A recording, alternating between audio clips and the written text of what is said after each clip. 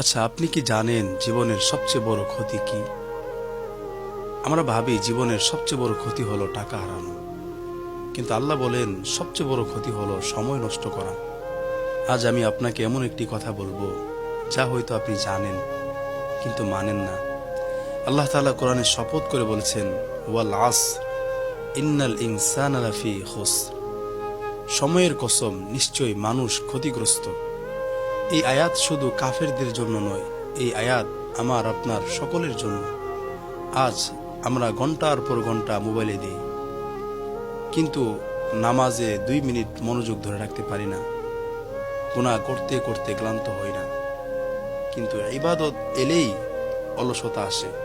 এটাই শয়তানের সবচেয়ে বড় জয়। একদিন যখন মালাকুল মউত সামনে আসবে, তখন আমরা বলবো, ফায়াকুল রব্বি লাউলা আখারতানি ইলা আজালিন করিব। হে আমার রব, আমাকে আর কিছু সময় দিন।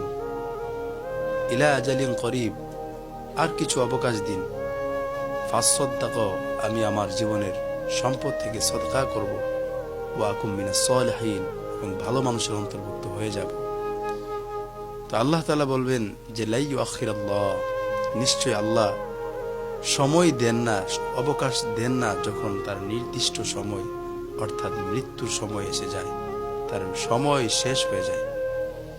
এজন্য আসুন সময় আমরা নষ্ট না করি, সময়ের যথার্থ মূল্যায়ন করি। খুদ দুনিয়াতে আমরা যদি সময় নষ্ট করি, এই দুনিয়াতেই আমরা তার ব্যর্থতা, তার বিফলতা দেখতে পারবো, আর আখিরাত তো অবশ্যই দেখব। এই জন্য আল্লাহ রাসূল সাল্লাল্লাহু আলাইহি সাল্লাম বলেন, হায়াতাকা ক্বাবলা মাউতিক, মৃত্যু আসার পূর্বে জীবনটাকে মূল্যায়ন করো। আল্লাহ আমাদেরকে এই কথাগুলো বোঝার তৌফিক দান করেন।